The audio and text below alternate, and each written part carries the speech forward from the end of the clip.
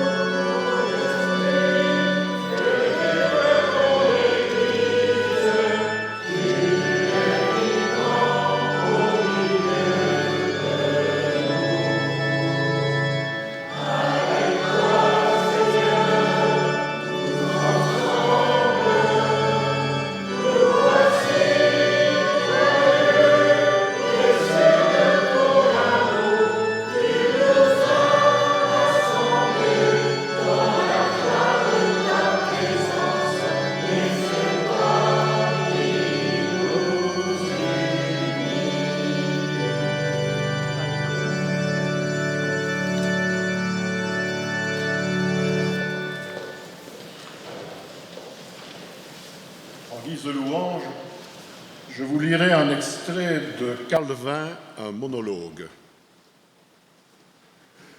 Je l'imagine dans la nuit des temps, agençant les planètes, façonnant les étoiles, soufflant les vents, sointant les océans de ses mains d'architecte sublime, pétrissant la pierre, égrénant l'humus, malaxant les corps, insufflant la vie. J'essaie de saisir toute l'ampleur, toute la beauté, toute la grandeur de l'œuvre. Oh, j'aurais aimé être avec toi, Seigneur. J'aurais aimé être un grain de poussière pour vivre ce moment à tes côtés. Une larme dans l'océan. Tout cela est si vertigineux.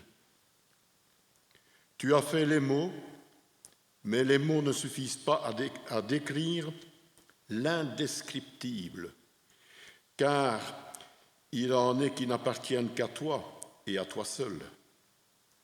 Ta solitude a dû être à ta mesure, mon Dieu, immense. Alors, tu as fait le monde, la beauté. Merci, merci Seigneur. Moi aussi, je me sens seul parfois, tu sais. Mais tu m'as fait. Alors je sais que même si nous t'avons déçu, tu es là. Tu es là et dans ta grande sagesse, tu nous offres le plus incroyable des cadeaux, la liberté. En nous condamnant, tu nous as affranchis. En nous avilissant, tu nous as élevés. En nous triant sans nous nommer, tu nous as rendus frères de destin. Tu as fait que nous tous, tes enfants, à part égale, et celui qui s'arrogera une relation privilégiée avec toi, moi, Jean Calvin, je dis que celui-là est un menteur. Car tu nous parles à tous, il suffit d'écouter. J'aime t'entendre, Seigneur. J'aime te voir comme les disciples virent Jésus ressuscité sur le chemin d'Emmaüs, dans la pureté de l'invisibilité. J'aime quand tu nous parles, j'aime quand tu me parles, j'aime tes visites. Je t'aime, Seigneur. Et nous chantons au cantique 543, les strophes 1, 2 et 3.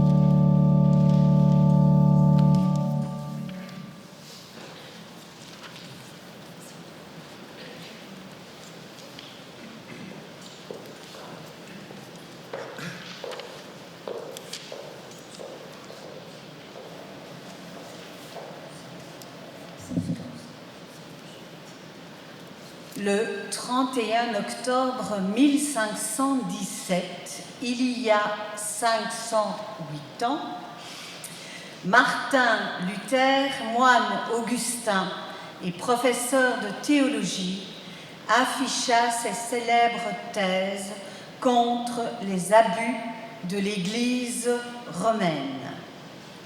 La réforme de l'Église venait de débuter. Frères et sœurs, en ce dimanche, nous redirons l'évangile de la grâce à la suite des réformateurs, des apôtres et de Jésus-Christ, notre Seigneur et Sauveur.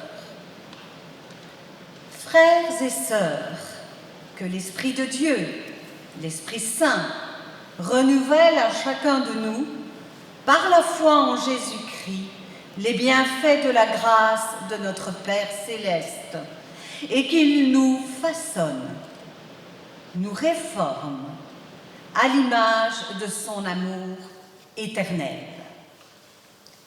Nous allons confesser notre foi en nous levant.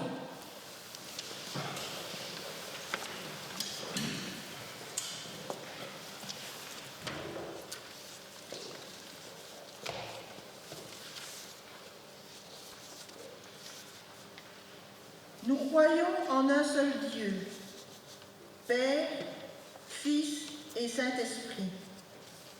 Dieu est amour. Nous louons Dieu le Père qui a créé l'univers et le maintient en vie.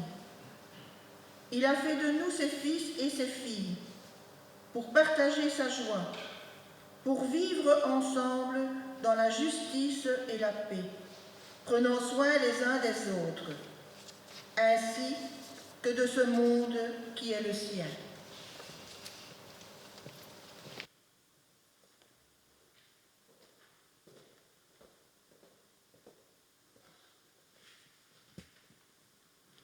Nous proclamons Jésus-Christ, Dieu le Fils, né de Marie par la puissance du Saint-Esprit. Il est devenu l'un d'entre nous, partageant notre vie et notre mort. Il a manifesté la compassion et la miséricorde de Dieu, donnant espoir aux hommes en déclarant le pardon du péché et en offrant guérison et plénitude à tous. Par sa mort sur la croix et par sa résurrection, il a triomphé du mal. Jésus est le Seigneur de la vie et de toute la création.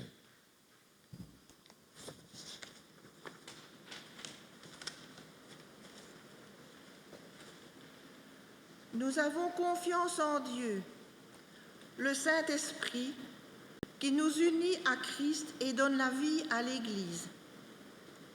Il nous conduit à la repentance et nous donne l'assurance du pardon.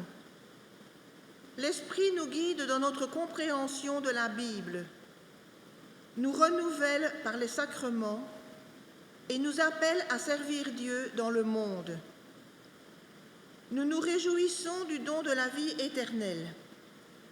Nous avons une espérance certaine et sûre de ressusciter en Christ. Et nous attendons son retour. Il viendra juger le monde. Alors toutes choses seront faites nouvelles et la création se réjouira en adorant le Père, à travers le Fils, dans la puissance du Saint-Esprit. Un seul Dieu, béni à jamais. Amen. Amen. Et nous chantons au cantique 566, les strophes 1, 2 et 3.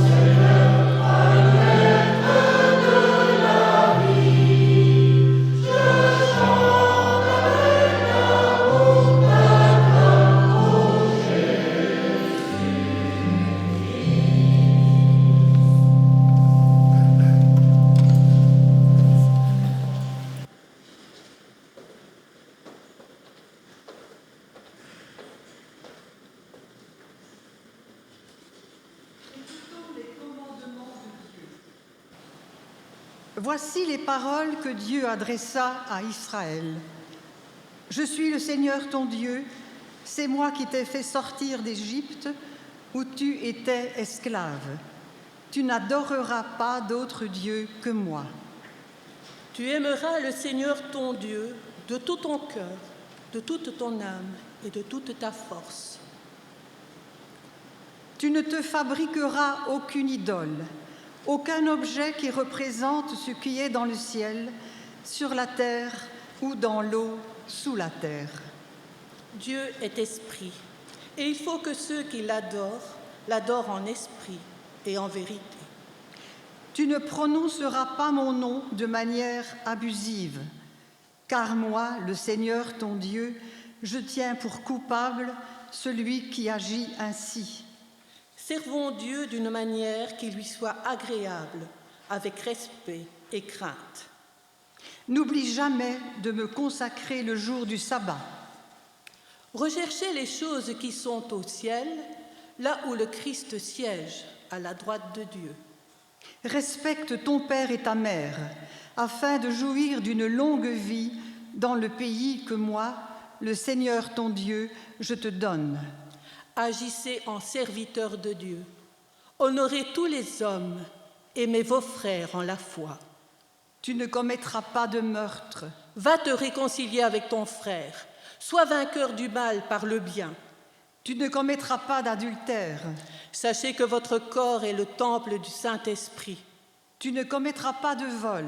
Travaillez plutôt pour gagner votre vie de façon honnête et avoir ainsi de quoi aider les pauvres.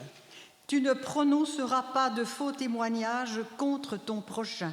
Rejetez le mensonge, que chacun dise la vérité à son prochain. Tu ne convoiteras rien de ce qui appartient à ton prochain. Gardez-vous des querelles et de la jalousie. Revêtez-vous de la vie nouvelle qui est en Jésus-Christ, le Seigneur, et ne vous laissez plus entraîner par votre propre nature pour en satisfaire les désirs.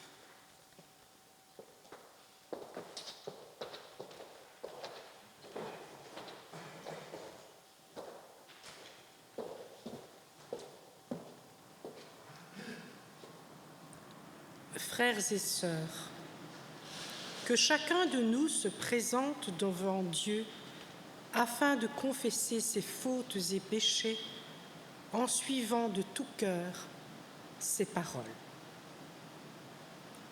Seigneur Dieu, Père éternel et tout-puissant, nous reconnaissons et nous confessons sans feinte devant ta sainte majesté que nous sommes des pauvres pécheurs, nés dans la corruption, enclins à mal faire, incapables par nous-mêmes d'aucun bien, qui transgressons tous les jours, sans fin et sans cesse, tes saints commandements, de sorte que nous attirons sur nous, par ton juste jugement, ruine et perdition. Toutefois, Seigneur, nous avons déplaisir en nous-mêmes de t'avoir offensé et nous condamnons, nous et nos vices, avec une vraie repentance, désirant que ta grâce et ton aide subviennent à notre misère. Veuille donc avoir pitié de nous, Dieu et Père très bon et plein de miséricorde, et au nom de ton Fils Jésus-Christ notre Seigneur, en effaçant nos fautes, élargis-nous encore et augmente de jour en jour les grâces de ton Saint-Esprit, afin de pouvoir vivre dans la piété, dans la justice, de la manière qui te soit agréable, pour la gloire de ton saint nom. Amen.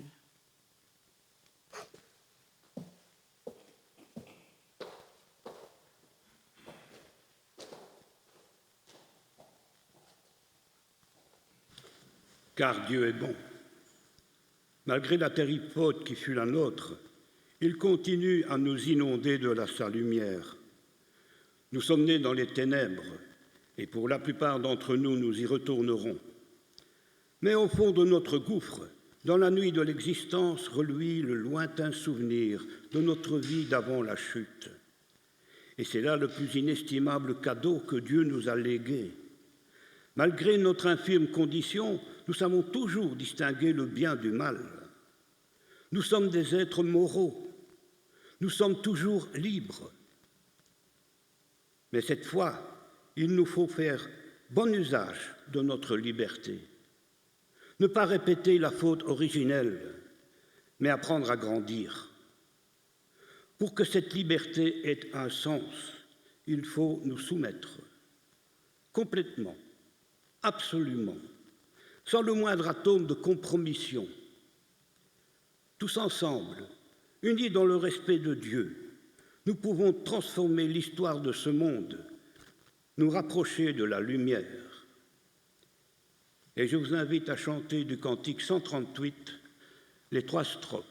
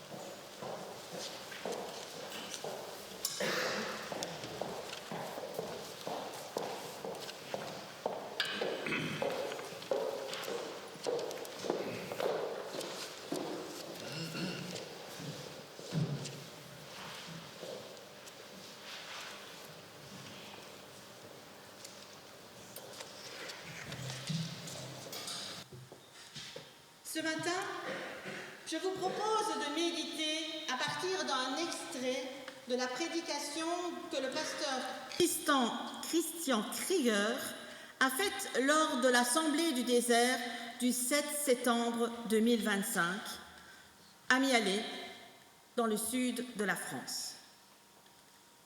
Notre époque aime commémorer. Certains parlent même d'une vraie frénésie commémorative.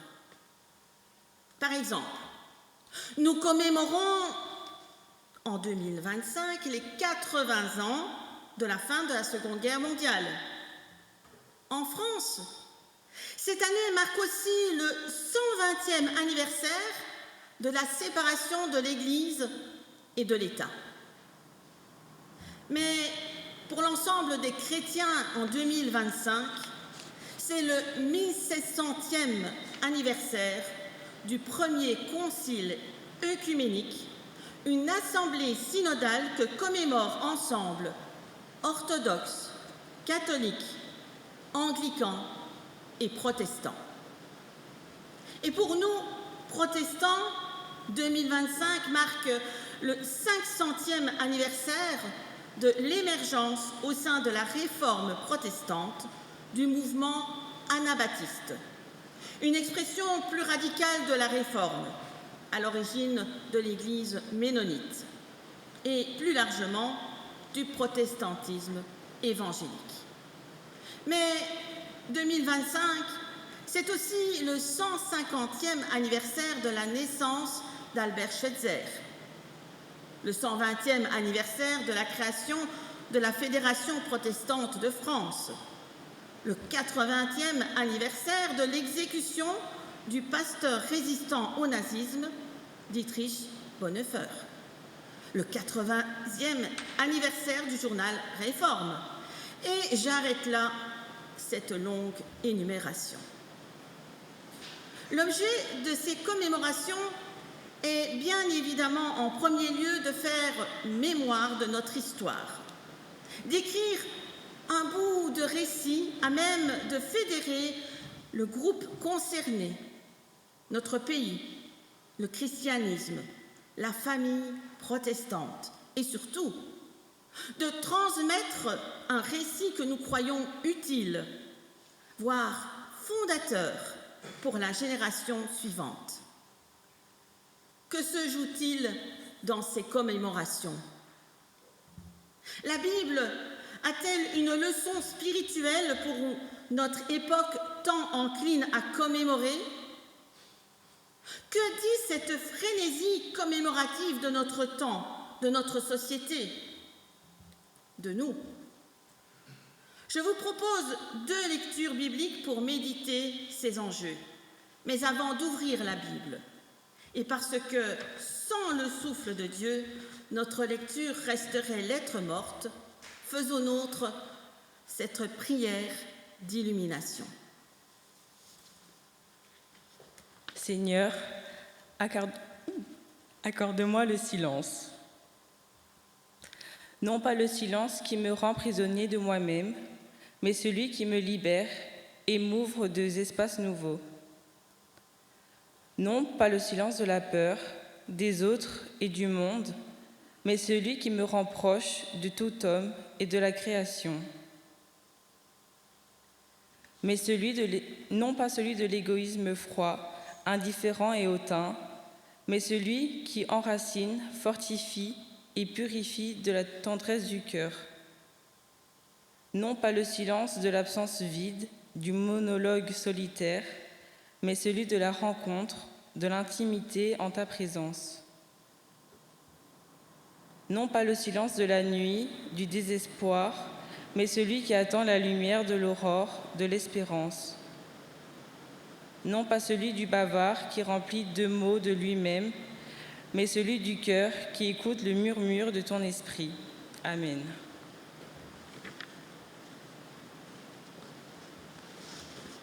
Notre première lecture se trouve dans le livre du Deutéronome au chapitre 8, les versets 7 à 18. Le Seigneur votre Dieu va vous faire entrer dans un bon pays, arrosé par des torrents et par l'eau de nombreuses sources qui jaillissent des profondeurs, dans la plaine ou dans la montagne. C'est un pays où poussent le blé et l'orge, la vigne, le figuier et le grenadier. Un pays qui abonde en huile d'olive et en miel. Le pain ne vous y sera pas rationné et vous n'y manquerez de rien. De ces roches, on peut extraire du fer et de ces montagnes du cuivre. Vous y aurez de quoi vous nourrir abondamment et vous remercierez le Seigneur votre Dieu de vous avoir donné ce bon pays.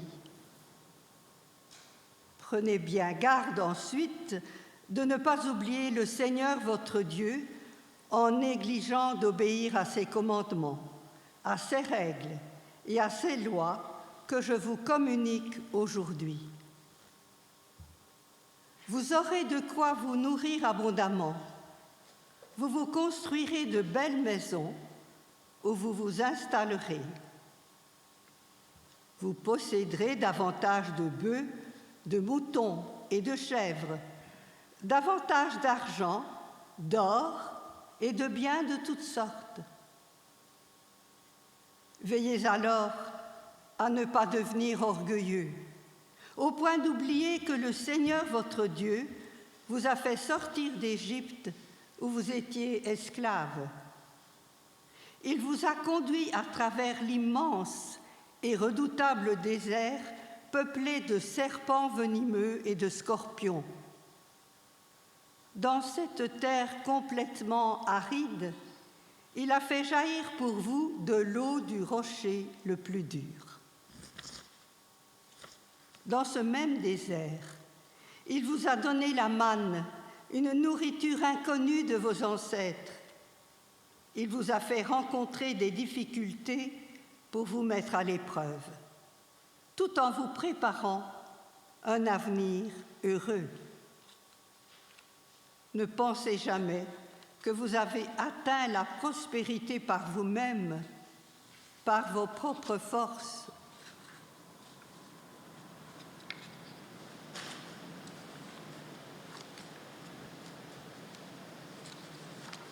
Souvenez-vous, c'est le Seigneur votre Dieu qui vous donne les forces nécessaires pour atteindre cette prospérité.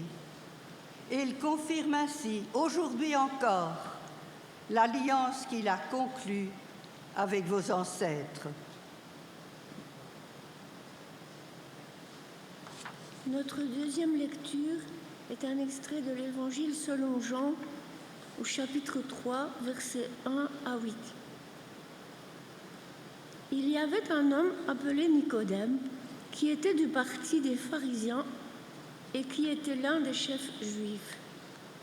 Il vint une nuit trouver Jésus et lui dit : « Maître, nous savons que Dieu t'a envoyé pour nous apporter un enseignement, car personne ne peut faire des signes miraculeux comme tu en fais si Dieu n'est pas avec lui. »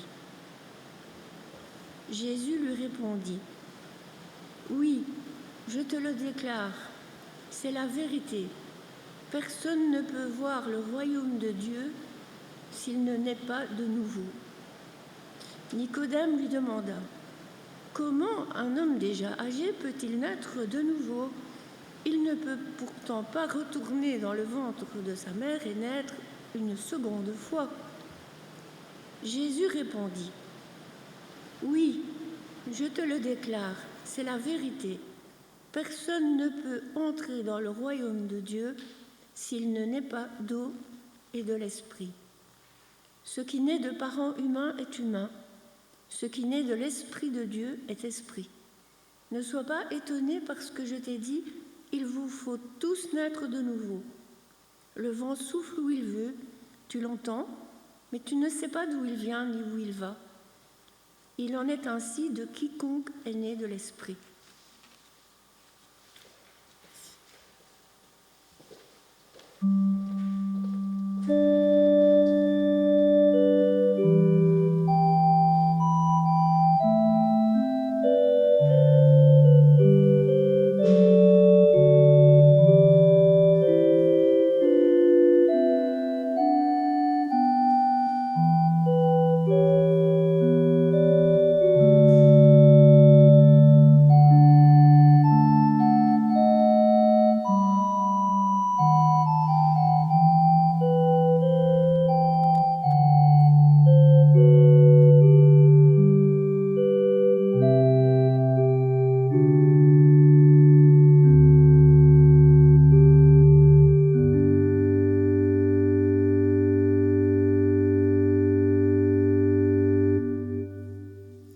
Garde-toi d'oublier.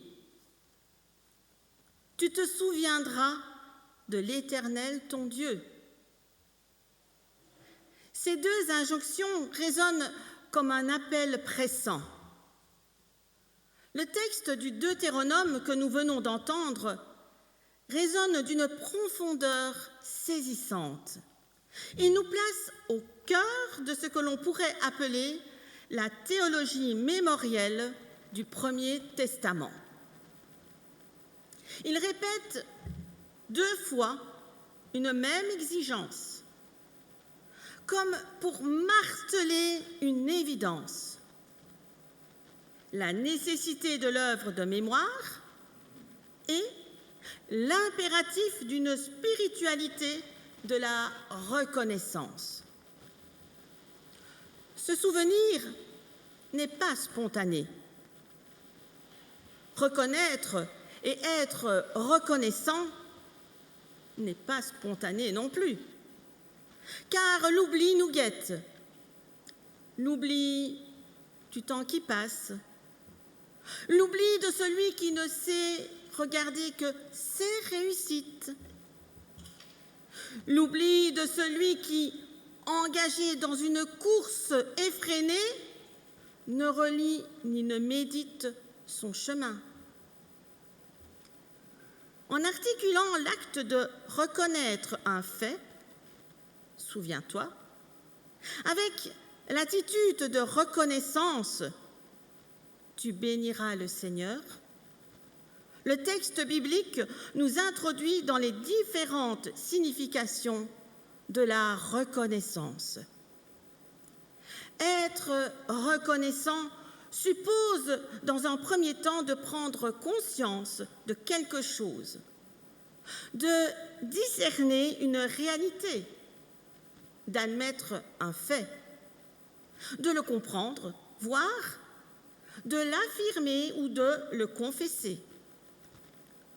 Paul Ricoeur écrit ceci. La reconnaissance commence par une opération de type cognitif. Reconnaître signifie d'abord identifier quelque chose ou quelqu'un. Fin de citation. C'est alors qu'un deuxième temps devient possible. Être reconnaissant, exprimer sa gratitude, dire merci. Reconnaître le bienfait reçu, manifester de la reconnaissance à l'égard de celui qui a donné sans exiger de retour. Le Deutéronome, dans son exhortation à l'œuvre de mémoire et à la spiritualité de la reconnaissance, mobilise deux arguments. Le premier, c'est de rappeler combien nos vies sont redevables, tributaires de ce qui nous est donné, car le Seigneur ton Dieu t'a fait entrer dans un bon pays. Prendre conscience de ce qui nous est donné ouvre tout naturellement à la reconnaissance, à rendre grâce à Dieu pour son œuvre, pour sa fidélité, pour son esprit qui souffle où il veut, bien au-delà de nos délimitations confessionnelles ou ecclésiales, mais aussi pour ses serviteurs, pour celles et ceux qui ont ouvert pour nous et pour d'autres un chemin de rencontre avec Dieu, un chemin de foi. Le second argument, c'est le rappel du passé. L'évocation du chemin parcouru et d'où l'on vient. Dieu t'a fait marcher dans ce désert grand et redoutable. L'auteur rappelle l'histoire de l'Exode, le récit de la sortie des Hébreux de leur esclavage en Égypte, le chemin vers la liberté qui a tout d'abord été une épreuve, une traversée du désert. Bibliquement, le désert est ce lieu où tout manque, où le peuple doit apprendre à tout attendre de Dieu. On peut parler d'une pédagogie du désert. Aujourd'hui encore, certains vont au désert pour se désencombrer, pour retrouver le sens de l'essentiel. Car dans le silence et dans le manque, on apprend à renouer avec l'essentiel, à entrer dans cette pédagogie qui ouvre à la confiance. Ce rappel du désert ne peut que faire écho à notre propre histoire, à ce long périple des protestants. Le massacre de la Saint-Barthélemy, les vagues de persécution, y compris celles des anabaptistes alors condamnés par les réformateurs et contraints à l'exil. Ou encore la révocation de l'édit de Nantes, les dragonnades, le temps du désert avant que ne soit affirmée la liberté de culte par l'édit de tolérance en 1787. Liberté de culte et liberté de conscience. Aujourd'hui, elles sont garanties par la Constitution dans nos États modernes. Et comment ne pas penser aussi au désert existentiel et spirituel de nos contemporains? Soif de justice et de reconnaissance, quête de sens, recherche d'authenticité, désir de cohérence. Oui, nos contemporains qui trop souvent dans notre société matérialiste et sécularisée sont en difficulté pour trouver les lieux où exprimer leur foi, leur soif, travailler leur quête et nourrir leur spiritualité. Mais quelles leçons spirituelles tirer de ces passages de Deutéronome? Je vous en propose deux. La théologie biblique de la mémoire et la deuxième, l'éthique de la reconnaissance. Voyons la première, la théologie biblique de la mémoire. Premièrement, à propos de la théologie mémorielle du Premier Testament. Dans la théologie du Premier Testament, l'Exode, c'est-à-dire à la fois la libération de l'esclavage, mais aussi l'errance dans le désert, opère un principe théologique fondamental. L'Exode constitue le point d'appui pour tout l'enseignement biblique du Premier Testament. Toutes les thématiques majeures trouvent leurs ancrages dans ce récit. Le don de la liberté, de la confiance en Dieu, l'alliance de Dieu avec le peuple hébreu, les 10 commandements comme charte pour préserver, persévérer dans la liberté, le respect de Dieu, le rapport à la veuve, à l'orphelin, à l'étranger. Souviens-toi, dit le Seigneur, tu as été esclave en Égypte. Tout prend appui sur ce récit pour rappeler d'où l'on vient et ainsi mieux connaître où l'on va, mieux appréhender le présent. Faire mémoire ne signifie pas simplement se souvenir comme si c'était hier.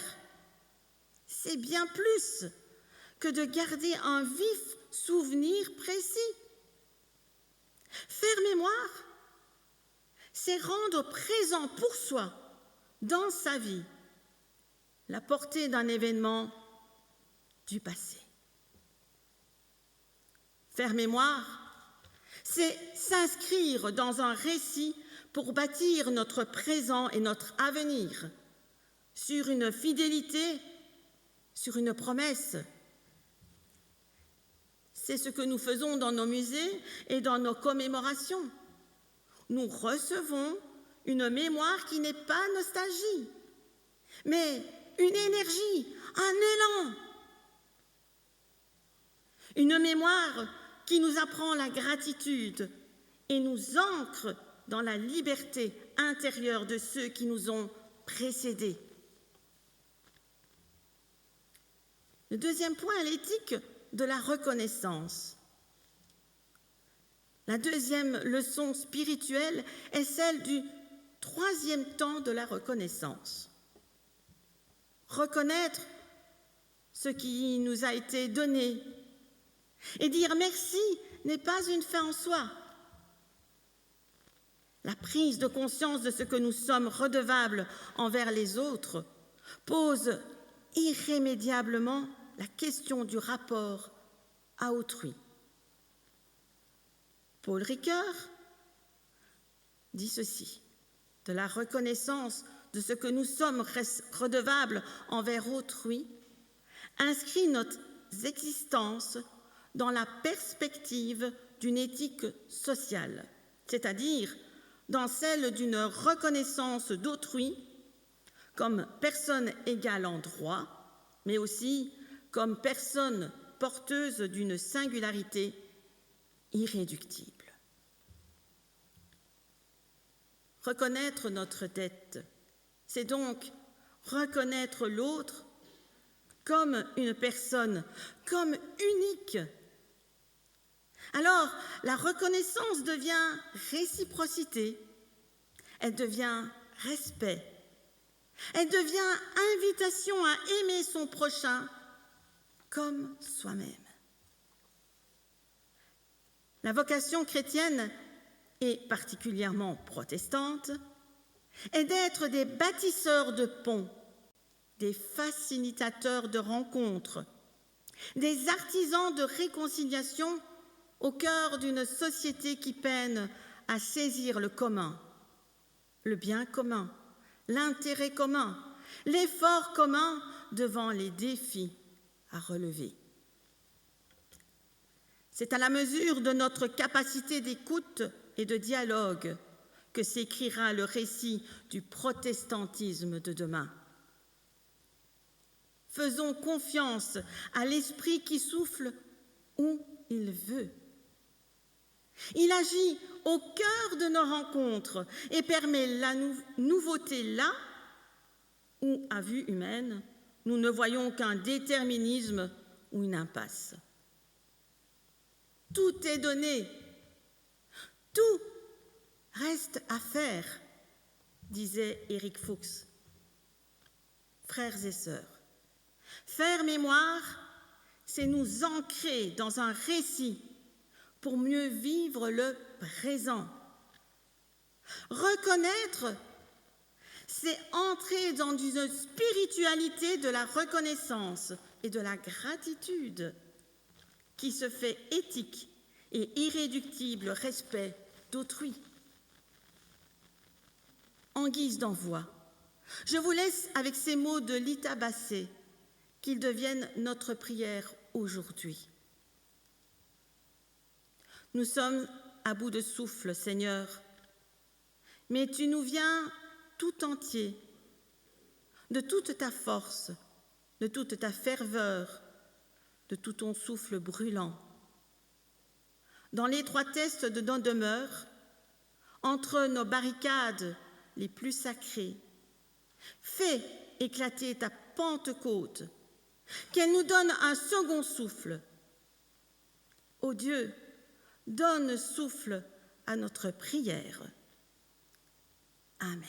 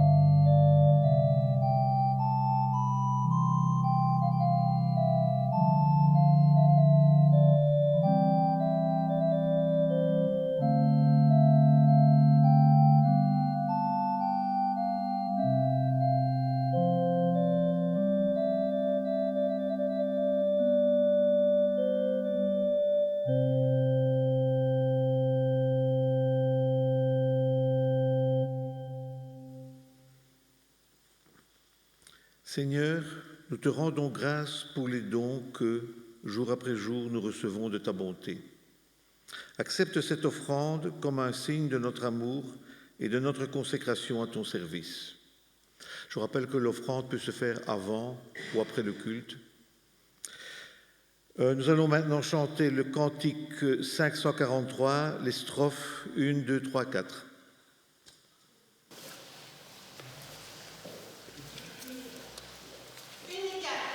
Une étape.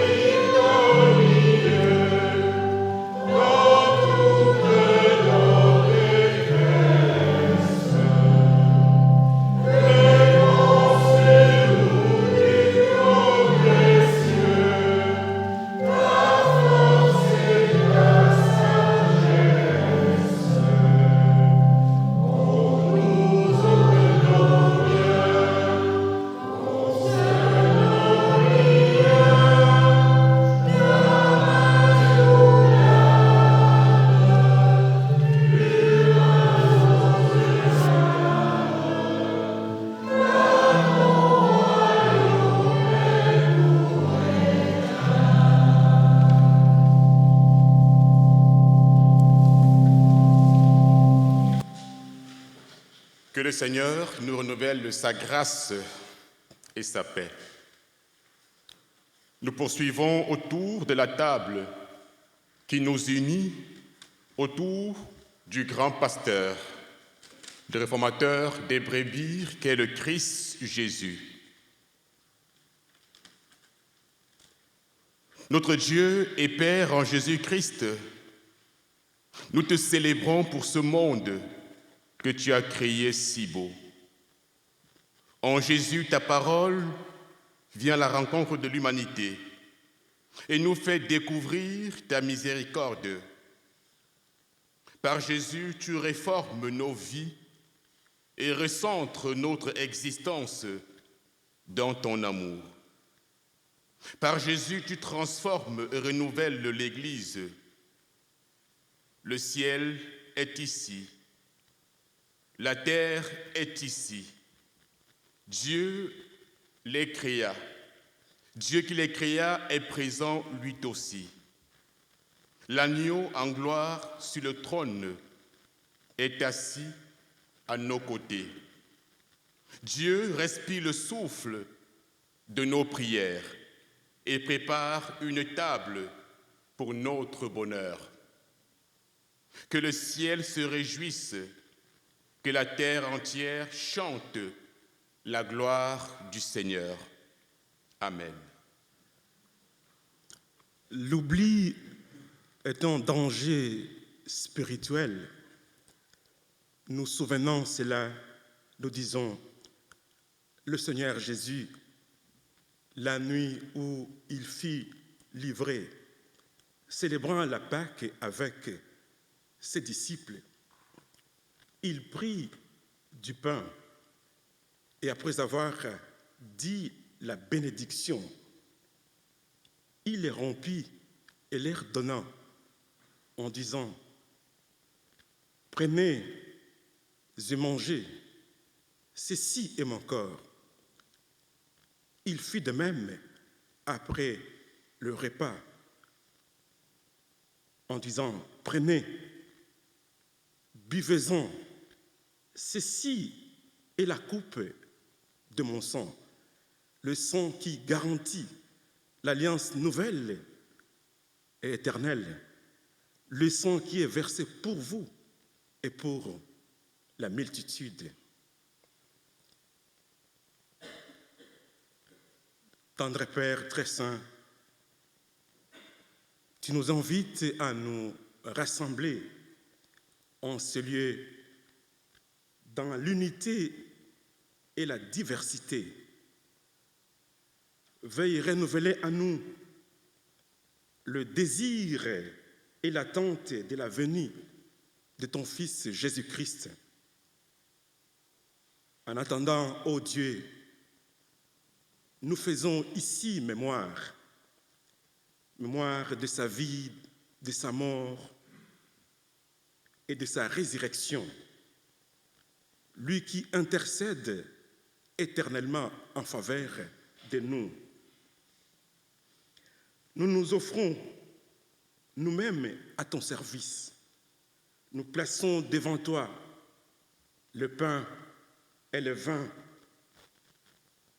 Envoie ton Saint-Esprit sur nous et sur ce pain et sur ce vin, afin que par cette communion, nous soyons unis au Christ, les uns et les autres, et que nous demeurions fidèles à la mission que tu nous confies, par lui, avec lui et en lui, ô Dieu, le Père Tout-Puissant, dans l'unité du Saint-Esprit, tout honneur et toute gloire pour les siècles de siècles.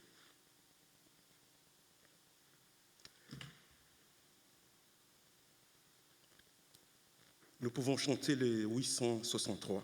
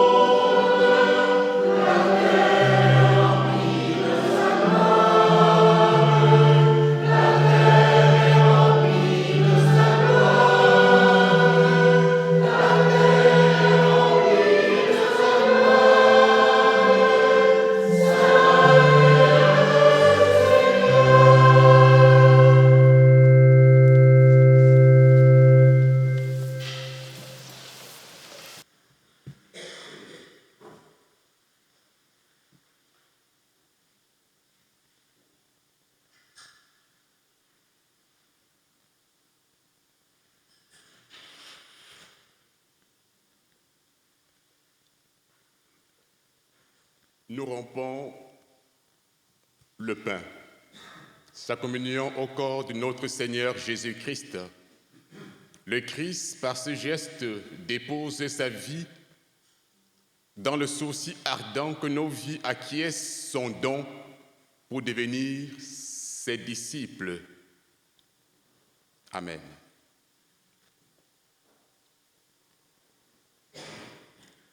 La coupe de bénédiction pour laquelle nous rendons grâce est la communion au sang du Christ, le sang répandu pour nous et pour tout le peuple. Voici la table, non pas celle de l'Église, mais celle du Seigneur Jésus lui-même.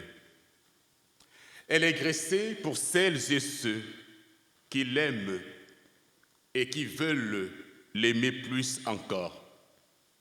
Alors viens, toi qui as beaucoup de foi et toi qui en as peu. Toi qui as souvent été ici et toi qui n'es plus venu depuis longtemps. Toi qui as essayé de le suivre et qui n'y est pas arrivé. Viens. Non pas moi qui t'invite, mais le Seigneur lui-même.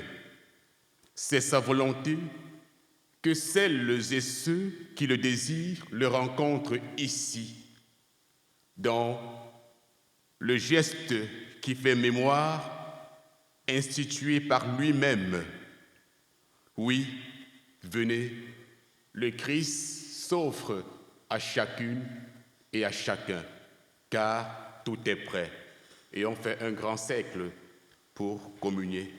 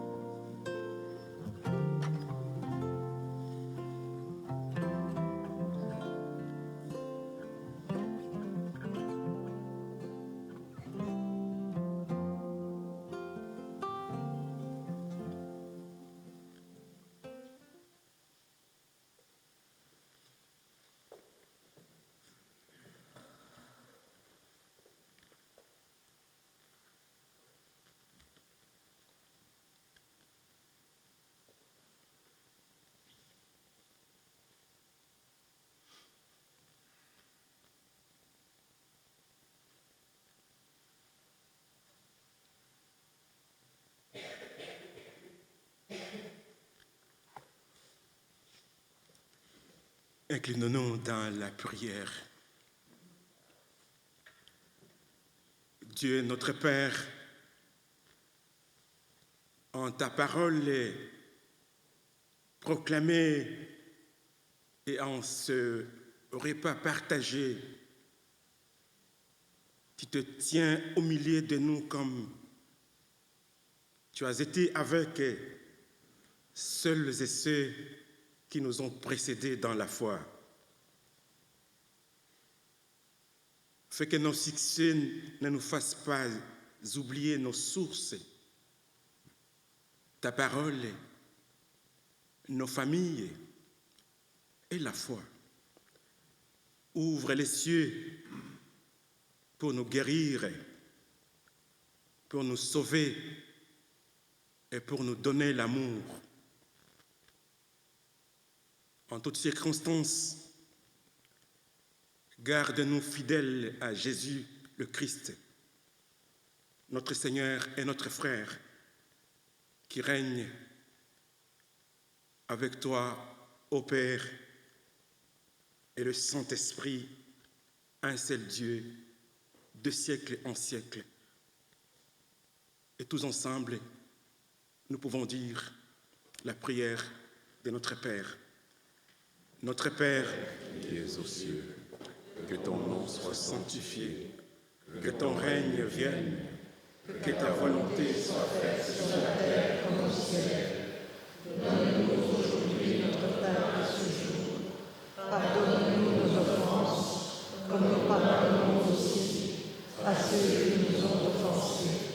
Ne nous soumets pas à la tentation, mais délivre-nous du mal, car c'est à toi qu'appartiennent le règne, la puissance et la gloire, pour les siècles des siècles. Amen. Le Christ est celui qui vous a reçu à sa table. C'est lui qui désire vous régénérer. Que vos vies et nos vies en témoignent de la réforme qui nous porte et nous conduise. Allons dans sa paix. Amen.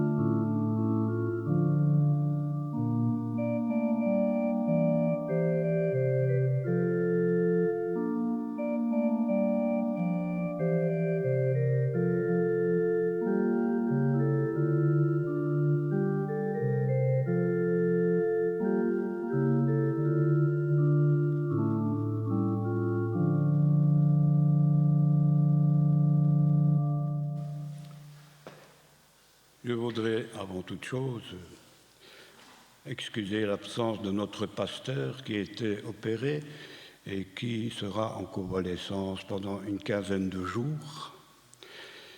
Il sera avec nous au plus tard le 9 novembre, j'espère. Le second tronc de ce jour est destiné à l'entretien général. Ici, je vais vous lire les annonces pour les 3 paroisses. Si je me trompe, ce qui n'arrive pratiquement jamais, n'est-ce pas?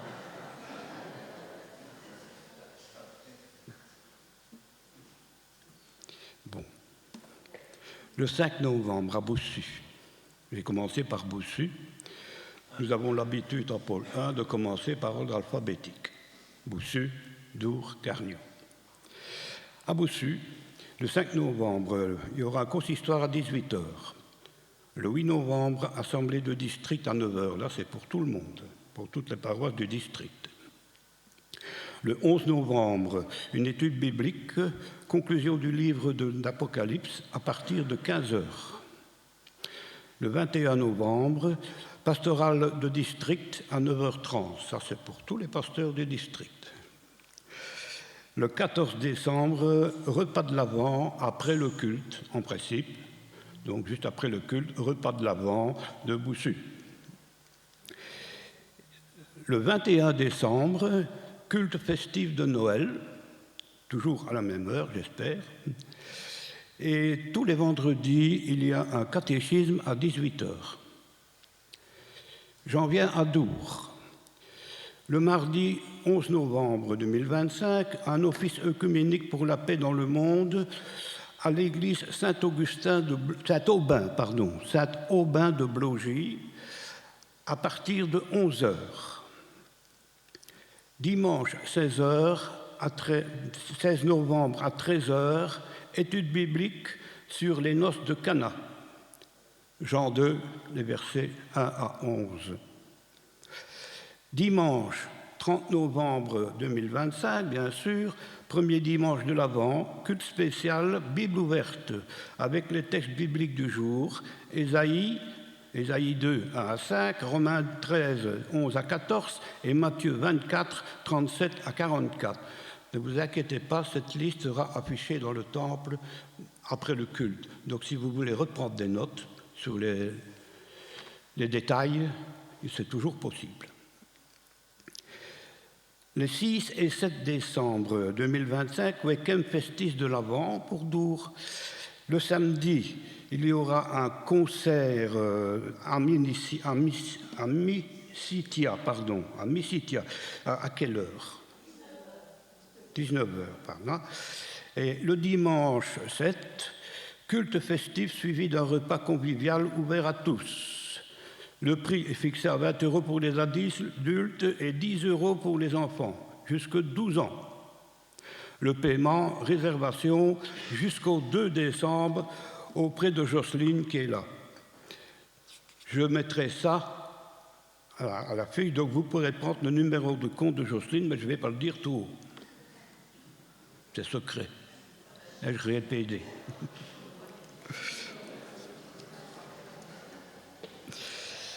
Alors, pour Carnion, oui, on a aussi quelques dates. Le vendredi 7 novembre à 9h30, réunion du consistoire. En principe, si notre pasteur est présent, sinon, je demanderai au consistoire peut-être de proroger la date. Le dimanche 9 novembre, après le culte, soupe bienfaisante organisée par notre diaconie. La soupe bienfaisante est une soupe gratuite et il y a bien sûr un tronc à la sortie. Le 11 novembre, Téléum à l'église Saint-Quentin. En principe, notre paroisse participe aussi. L'assemblée synodale ordinaire aura lieu au marché aux Herpes, je ne sais plus la date, parce que je n'ai pas noté là. Enfin bon, c'est affiché dans la salle de toute façon. Vous irez voir, dans la salle, il y a toute une série de dates. Le samedi 29 novembre, de 11h à 17h, rencontre festive de l'Avent, avec un petit marché de Noël, une petite restauration, etc., etc. Et vous savez ce que sont les etc., n'est-ce pas? Le 14 décembre, à 14h, études bibliques. Et le 21 décembre, culte de Noël des enfants. Et le 25 décembre, un culte de Noël. Voilà. J'en ai fini. Cette liste sera affichée. Si vous allez la relire, parce que vous n'avez pas tout retenu, je suppose. Donc, le 15 novembre, samedi, 10h30, conseil d'administration. Ah, c'est une nouveauté. Oui. Ben, pas pour moi, mais enfin. Donc, le 15 novembre, à 10h30, conseil d'administration. Voilà, pour Carnion, hein, pas pour vous autres. On peut donc se lever pour écouter une parole d'exhortation de la part du Seigneur.